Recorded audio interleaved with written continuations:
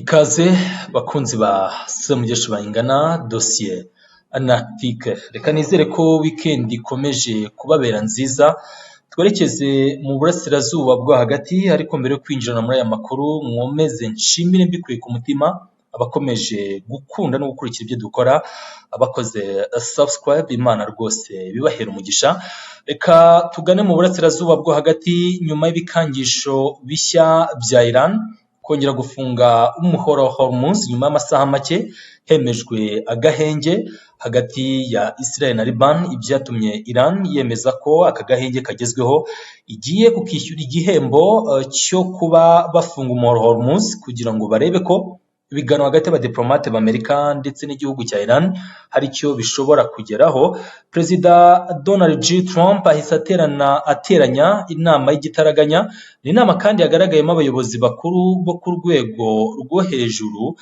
Muramubona, uyu ni chairman cyangwa se wavuga ko ari ufite ni Lieutenant General Daniel Kane, wavuga ko ari we ufite ubushobozi busumba abandi mu gisirikare cya Amerika kuri ubu, kuko niwe ukuriye inama ihurizwamo abayobozi bakuru mu ngabo za Amerika, habe igisirikare cyo ku butaka, icyo mu mazi ndetse n'icyo mu kirere.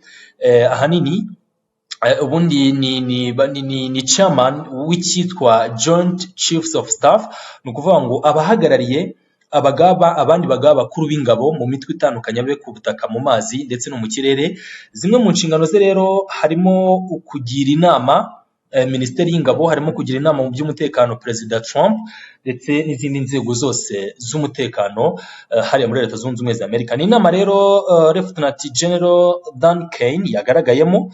Ni inama kandi tukaba dutanye hano kuri Crash Report, mubonamo Perezida Trump arahari, kandi Peter Hegseth, uyu akaba ari Ministre w'intambara, ubwo ariko ni Minisiteri y'Ingabo yiswe Minisiteri y'Intambara muri rusange.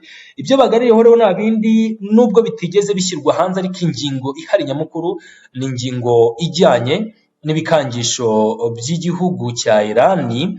Ndetse mu kanya gato ngiye kubumvisha amajwi, bivuga ko aya majwi yafashwe agaragaza ukutavuga rumwe no kutumvikana mu bategetsi bayoboye Iran. Biravuga ko igisirikare cy'impinduramatwara cy'inda ubutegetsi bwa Kisilamu muri Iran cya IRGC kitari kujya imbizi cyangwa se kitari kuvuga rumwe n'abayobozi mu bya diplomasi muri kiriya gihugu cya Iran. Ibi ndabijyaho mu kanya mbumvishe n'amajwi.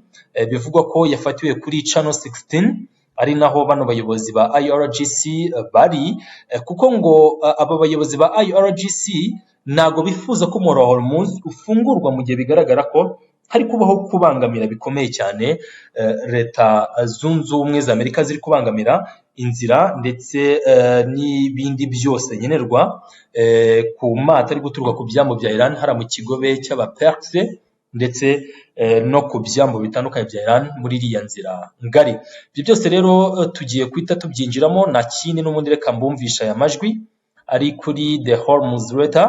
Ni amajwi ndibuze kugerageza gushaka uko mbabwira bike mu biyagize, ariko mu buryo kandi butari buduteze ikibazo, kuko amajwi nk'aya kenshi hari ubwo ateza ibibazo. Reka twumva aya majwi.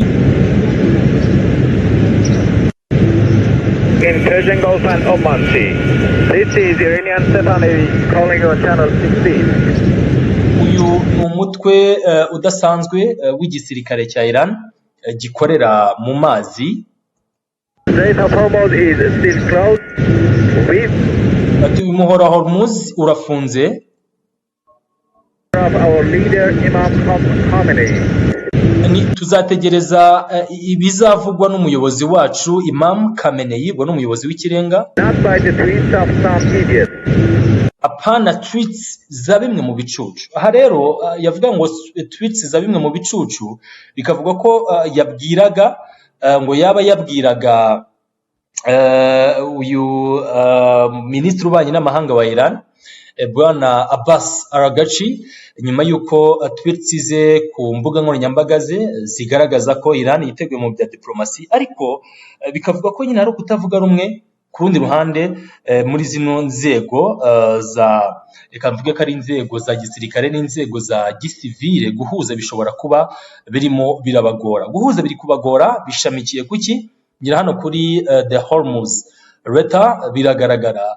Igisirikare cya IRGC kirwanira mu mazi cyavuze ko ibyatangajwe na Perezida Trump ku bijyanye n'umuhora wa Hormuz nta gaciro bifite, ndetse avuga ko amato yose agomba guca hari agomba gukurikiza cyangwa se agomba kumvira ibyo IRGC ishami ry'igisirikare kibarwanira mu mazi kirimo kirabasaba muri rusange. Reka ngaruke gato kuri crash report.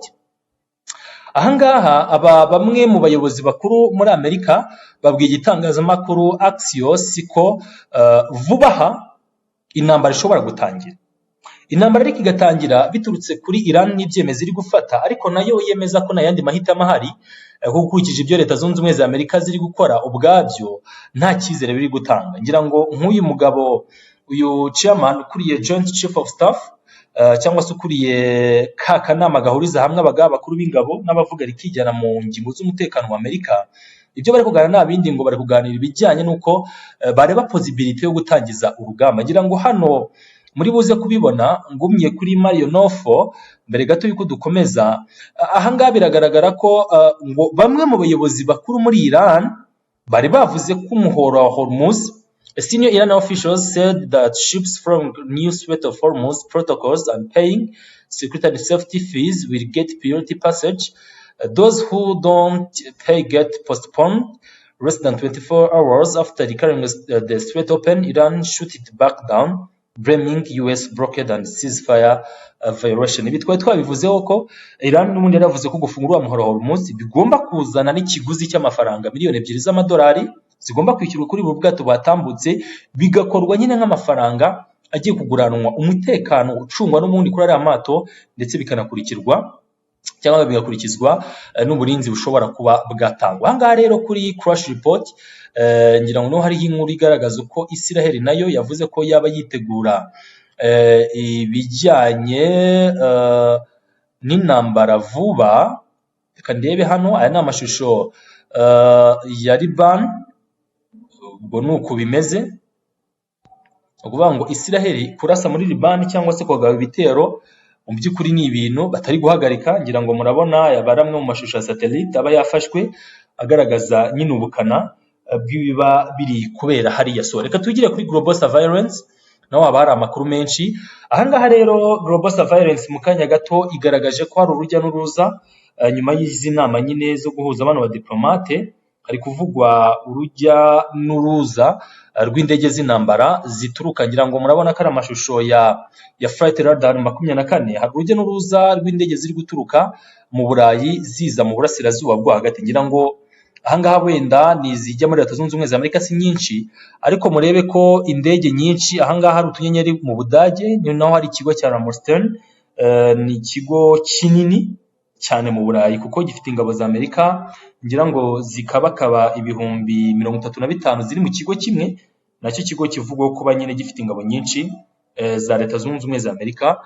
So ubwo rero hari urujya n'uruza ruva hariya Ramstein rugaruka ruza hariya mu burasirazuba bwo hagati, kimwe mu byo umuntu atatinya kuvuga ko nabyo ubwabyo nyine ari ibikangisho bishya abari mu ntambara buri wese wifuza cyangwa se ari kwifuza kuba kiyongozi muri iyi ntambara. Buri wese arifuza kuba yayobora muri rusange. Amato agerageza guca umuhora wa Hormuz atabisabiye cyangwa se atabiherewe uburenganzira ngo nakabuza ari buze kubaraswaho.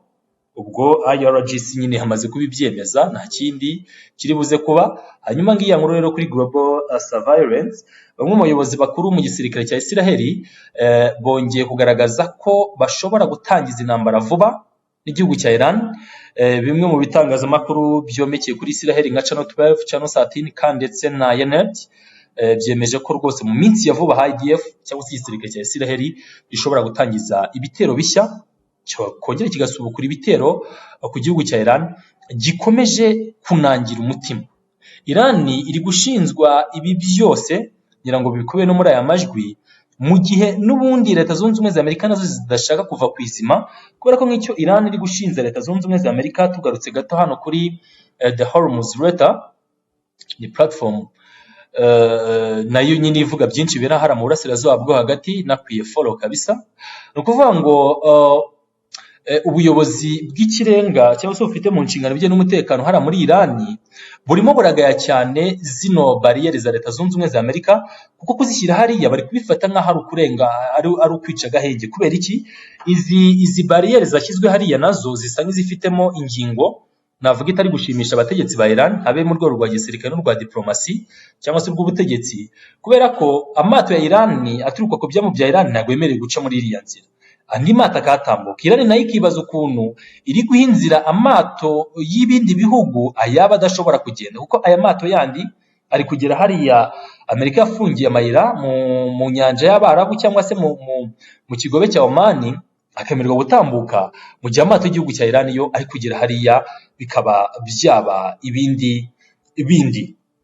Ni mu gihe rero ngo Ubuhinde bwa buri kwitegura guhamagaza ambasaderi wabwo nyuma y'uko wa mutwe w'impinduramatwara urashe ubwato bubiri bw'Abahinde mu muro wa Hormuz, byabaye mu masaha y'igitondo. Ni ubwato bivugwa ko bwari butwaye utugunguru miliyoni 2 tw'amavuta yarakuwe muri Iraq, nubwo rwose buno bwato bwari bwemerewe gutambuka. IRGC yaburashongera mu makuru twakoze kare, twabikomojeho cyangwa se twabigarutseho. Iran yarashe kuri buno bwato nyuma y'uko ivuze ko n'amato yemerewe gutambuka hariya, ngo bukabirengaho. Nta kindi nyine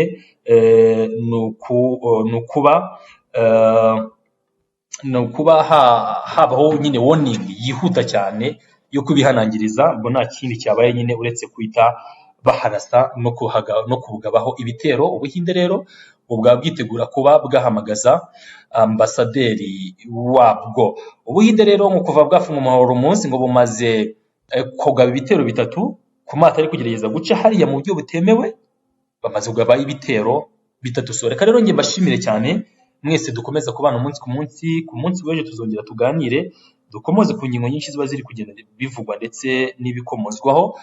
Mbashimira cyane rwose abo dukomeje kugenda tubana gatanu ku kandi. Reka Imana ibahire kandi ibahe umugisha. Blessings.